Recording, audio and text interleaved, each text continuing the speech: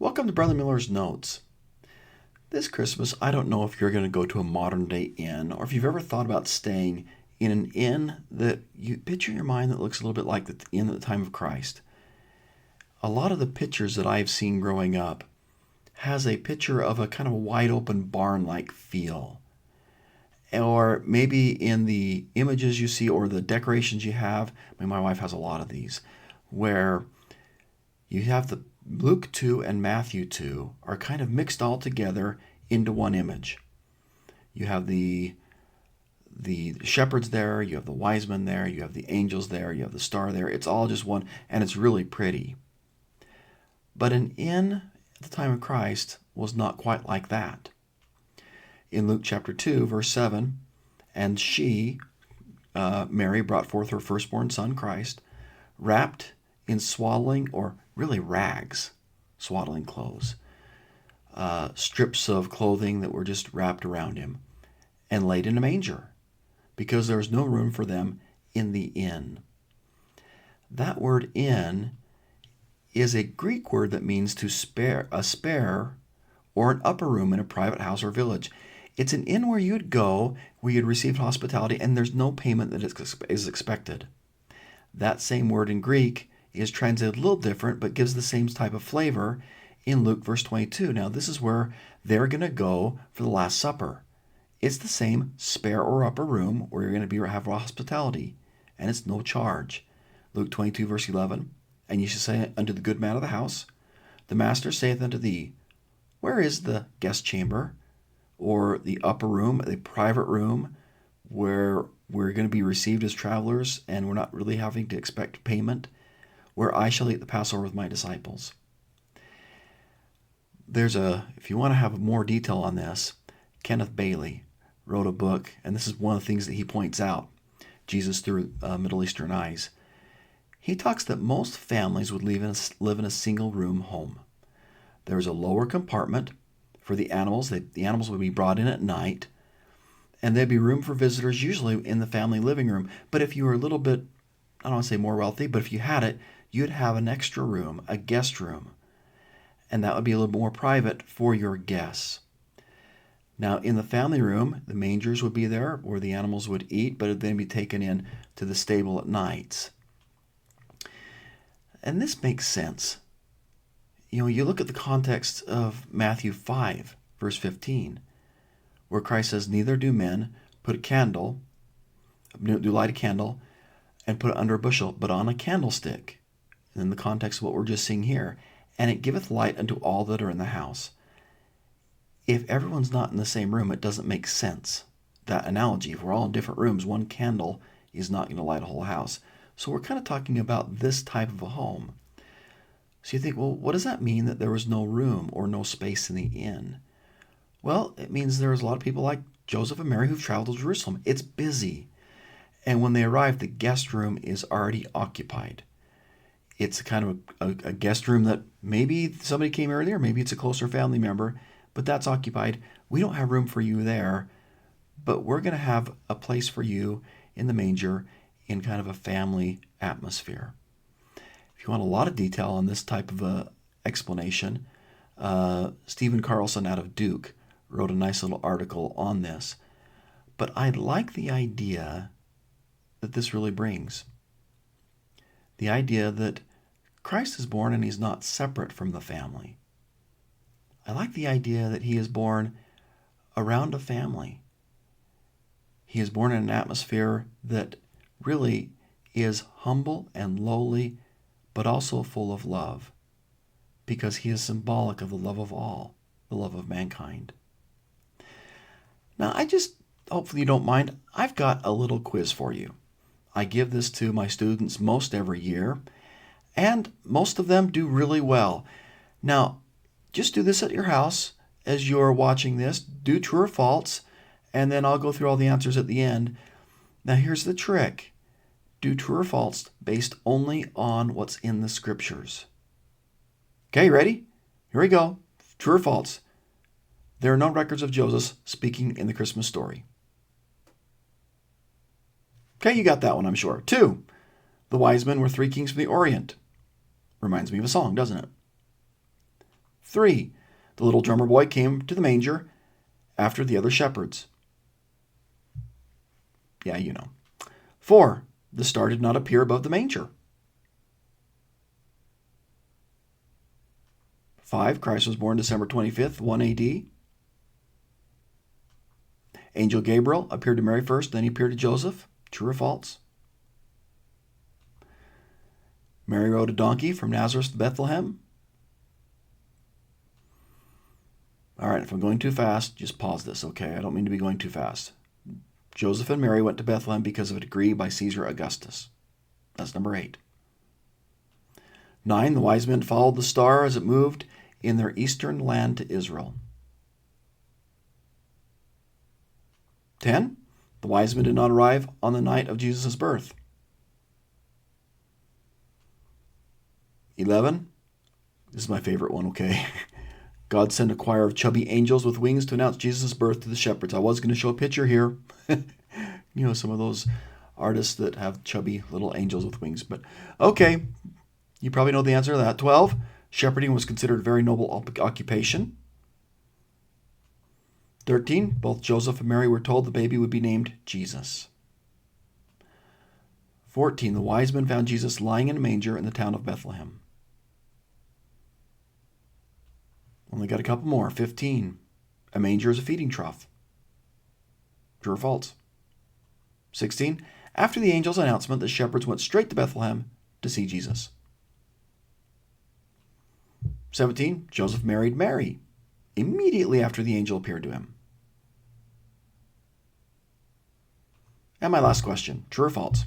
Some of the shepherds doubted and refused to believe the message they heard from the angels. All right, here we go. Here's the answers. There are no records of Joseph speaking in the Christmas story. Now we know he said something. But that answer is true. You don't have any recorded where Joseph says, Joseph, quote, here was what he says. Okay, maybe a little trick question. 2, the wise men were 3 kings from the Orient. Nice song, but that's false. Little drummer boy came to the manger after the other shepherds. Yeah, I know, that's false too. The star did not appear above the manger. All right, you probably know it. Did you? Probably did. True. And this is one that I have to walk my students through sometimes, because for them, in all the pictures, they see the star above the manger. And they kind of picture the wise men from the east looking at the star and being guided by the star. And I walk them through the scriptures. Matthew 2, verse 1, where these wise men, they're in the east. They see a star in the east as a sign of the birth of Christ, the same sign that the Nephites see. And then they get ready and go west. Now, if the star was leading them to the manger, they wouldn't have to stop in Jerusalem and ask for directions. Yes, I know. Wise men do stop and ask for directions. Okay, but I walked them through that. Christ was born on December 25th, 1 AD. No. Everything in the story indicates it's a spring birth. The angel Gabriel appeared to Mary first, and then he appeared to Joseph. That is false. And really is kind of a trick question, because angel Gabriel is announced as Gabriel, and he does appear to Mary first. But the angel that appears to Joseph is in a dream. We don't know his name. We make the assumption he's Gabriel, but we don't know. Now secretly, okay, warning, dad joke here, I think the angel's name is Harold. Hark, the herald angel sings. Okay, thank you for probably the 2 of you that just gave me a mercy chuckle on that. I appreciate that. Mary rode a donkey from Nazareth to Bethlehem. Now, in the scriptures, it doesn't say she rode a donkey. She could have. They're poor. Maybe she didn't. So I wrote down false because it's not in the scriptures, but it is in all the pictures that I see. Let's go. Here we go. Number 8. Joseph and Mary went to Bethlehem because of a decree by Caesar Augustus. True. Wise men followed the star as it moved from their eastern land to Israel. We already talked about that. False. They saw the star in the east, Matthew 2, verse 2. Then they headed west to Israel. The wise men did not arrive at the night of Jesus' birth. True. It's probably about 2 years later, because when they find him, they find that he is a child. When they leave from Jerusalem, they are guided by the star to the house in Matthew 2:11, not the manger. And he's a child, likely too, because you get that storyline in verses 7 and 16 where there's earnest, hey, when did you get this sign? When did you see it? And then that evil Herod takes out all the kids 2 and under. So most people are thinking he's around 2 years old, and that's why Herod takes out all those 2 grade levels of young men, of children. God sent choir of chubby angels with wings to announce Jesus' birth to shepherds. Yeah, false. Still like the question, though. Shepherding was considered noble occupation. False. 1st century BC, shepherding was probably the opposite of noble occupation. Shepherds were remaining unclean according to the Pharisaic laws. Just because they're around the animals, they're ritually unclean as an occupation. So probably not one of the more noble occupations. So that's false. Both Mary and Joseph were told the baby's name would be Jesus. That's true. Wise men found Jesus lying in a manger in the town of Bethlehem. False. We kind of already went over that. A manger is a feeding trough. Yep. Could be made out of wood or stone. After the angels announced to the shepherds, they went straight to Bethlehem to see Jesus. True. They didn't stop. They just went straight there. What great obedience. Joseph married Mary immediately after the angel appeared to him. True. His obedience is immediate. I just love that example. Some of the shepherds doubted and refused to believe the message they heard from the angels, even though they're there outside of where Christ is going to be born, in an area that traditionally is the flocks that are going to be used as the sacrifice in the temple. So here we have all these new lambs born without blemish.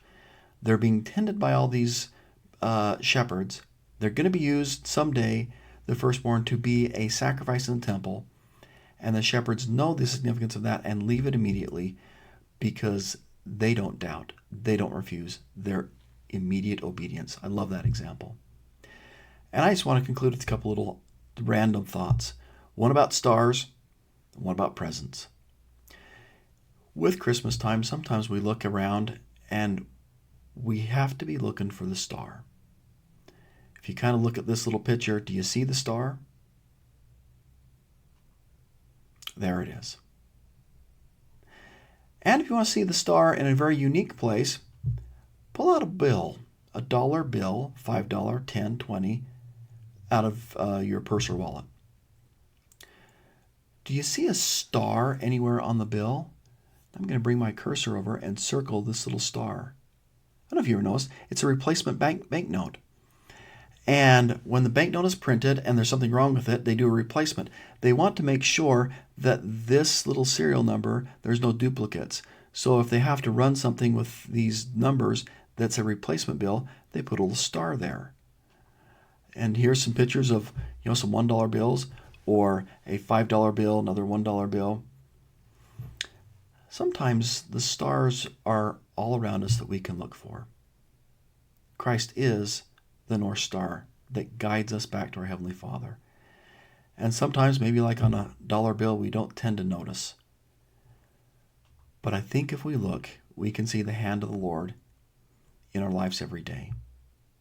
And I just say this Christmas season and all year round, you can be reminded to look for the star of our life.